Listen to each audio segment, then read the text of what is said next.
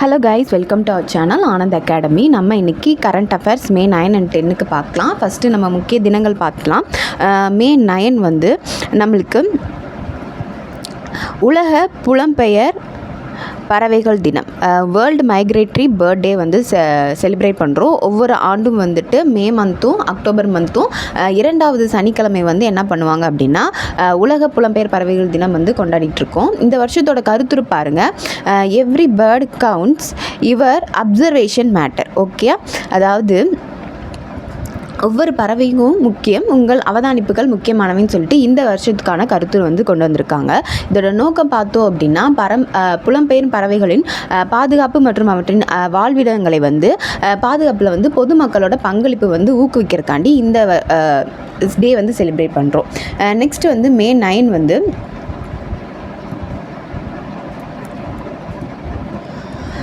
ஐரோப்பா தினம், அதாவது யூரோப் டே மே 9 வந்து அனுசரிக்கிறாங்க. அது பார்க்குறக்கு ஐரோப்பிய நாடுகளின் அமைதி மற்றும் ஒற்றுமையை வந்து வலியுறுத்தவும் வகையில் வந்து மே 9 வந்து யூரோப் டே வந்து அனுசரிக்கப்படுது. இந்த வருஷத்தோட கருத்துரு பார்த்தோம் அப்படின்னா ஒற்றுமையில் அமைதி மற்றும் ஒத்துழைப்பு, அதாவது செலிப்ரேட்டிங் யூனிட்டி அண்ட் பீஸ்ன்றது தான் இந்த வருஷத்தோட கருத்துருவாக இருக்குது. இது எதனால் அனுசரிக்கிறோன்னு பார்த்தோம் அப்படின்னா 1950 வந்து ஷுமான் பிரகடனம், அதாவது ஷுமான் டிக்ளரேஷன் வந்து வெளியிட்ட தினத்தை வந்து நினைவூட்டுறதுனால இந்த ஐரோப்பிய ஒன்றியம் வந்து இந்த டே வந்து அனுசரிக்கிறாங்க. நெக்ஸ்ட்டு கொஸ்டின்ஸ் பாருங்கள்.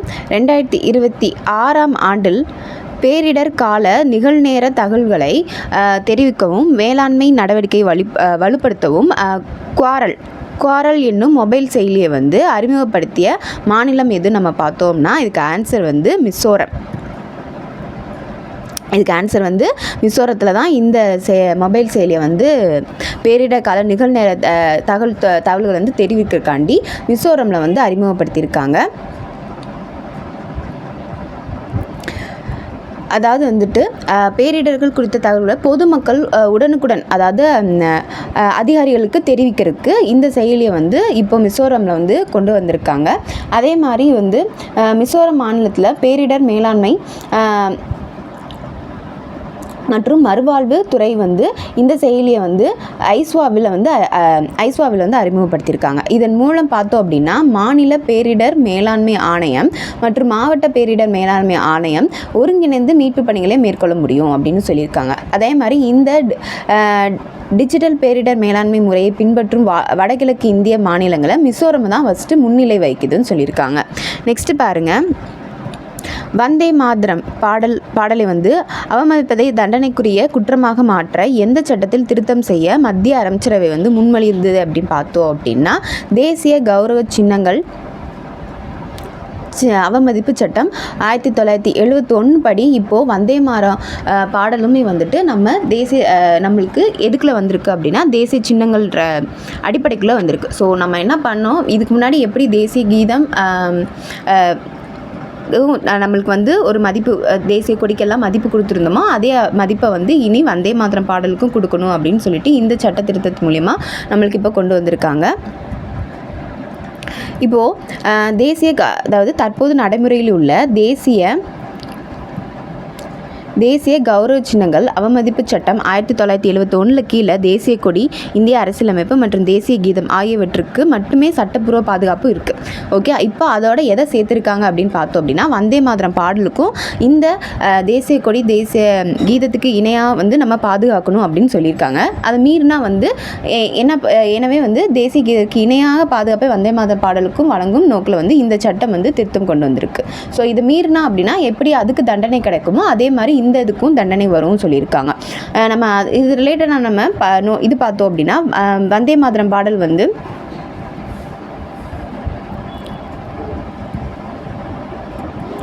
பங்கிம் சந்திர சட்டோபாத்யாயால் எழுதப்பட்டது. சரியா? அதே மாதிரி இது 1882ஆம் ஆண்டு அவரது ஆனந்த மடம் என்ற நாவலில் வந்து வெளியிட்டிருக்காங்க. இந்த நாவல் வந்து 18ஆம் நூற்றாண்டு பிற்பகுதி நடந்த சன்னியாசிகளின் கிளர்ச்சியின் பின்னணியில் எழுதப்பட்டது. சரியா?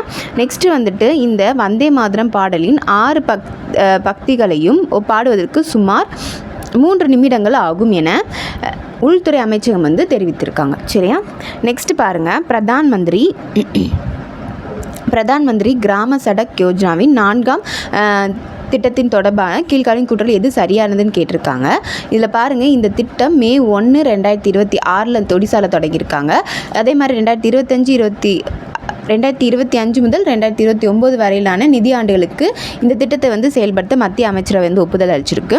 நெக்ஸ்ட், இந்த திட்டத்தின் ஒடிசாவின் 8 மாநிலங்களிலும் 827 சாலை திட்டங்களை வந்து அமைப்பதை நோக்கமாக கொண்டிருக்கு. நம்ம ஆல்ரெடி நம்ம சேனலில் வந்து சொல்லியிருப்போம், கிராம சடக் யோஜனா வந்து ஒரு கிராமப்புற சாலைகளை வந்து மேம்படுத்துறதுக்கான நோக்கமாக இருக்கும்.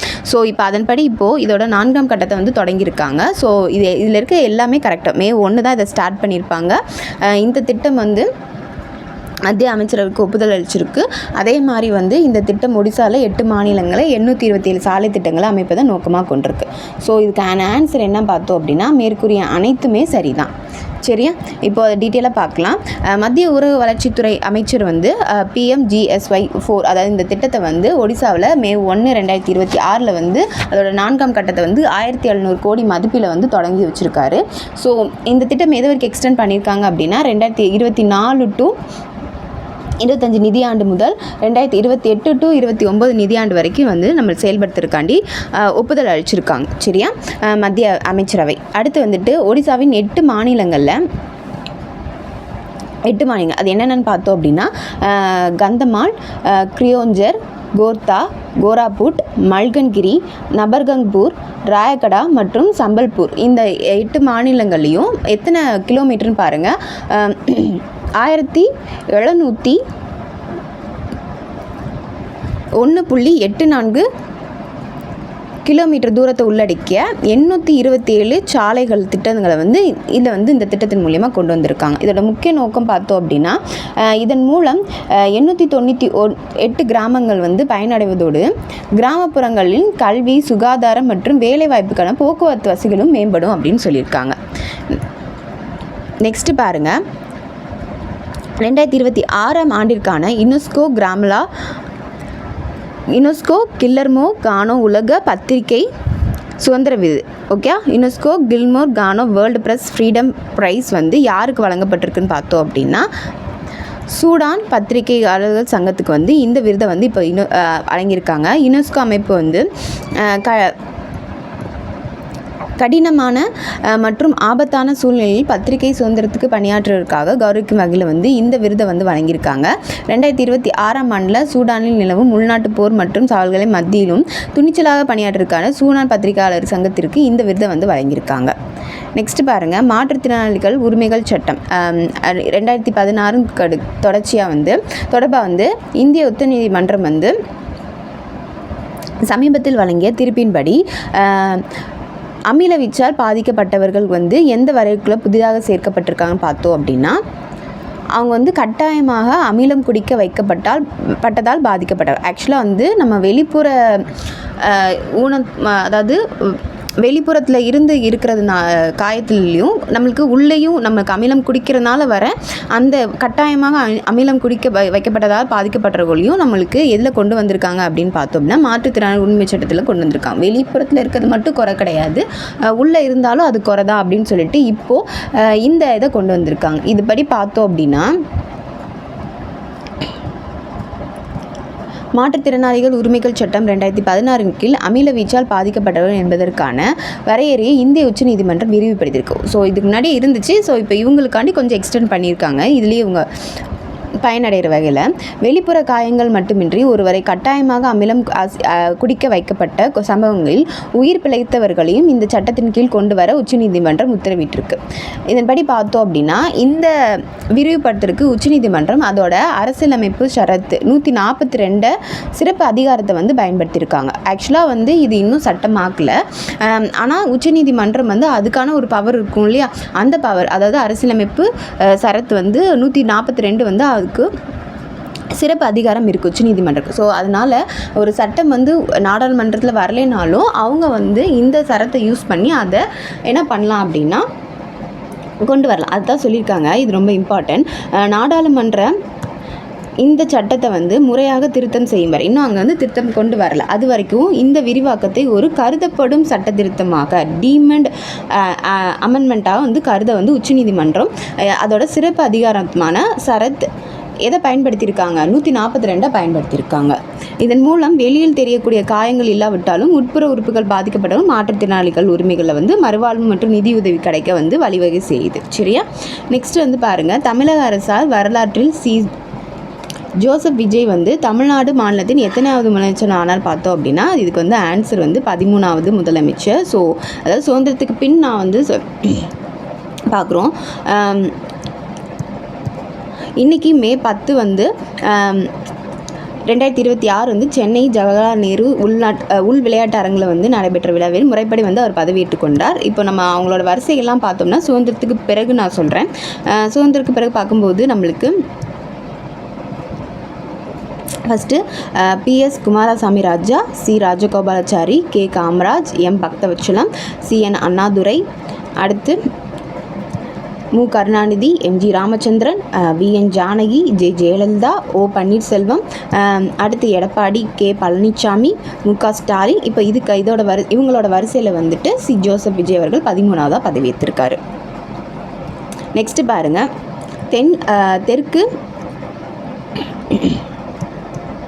தெற்கு கடற்கரை ரயில்வே மண்டலம் சவுத் கோஸ்டல் ரயில்வே ஜோன் வந்து தொடர்பான கீழ்காணும் கூற்றுகளில் எது சரியானதுன்னு பார்த்தோம் அப்படின்னா இந்தியாவில்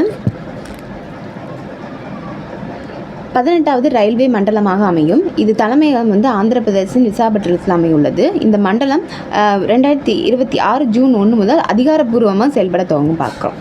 இதுக்கு ஆன்சர் நம்ம என்னன்னு பார்த்தோம் அப்படின்னா மேற்கூறிய அனைத்துமே சரிதான். ஸோ இந்தியாவோட 18வது ரயில்வே மண்டலமாக தெற்கு கடற்கரை ரயில்வே மண்டலம் வந்து உருவாக்கப்பட இருக்குது.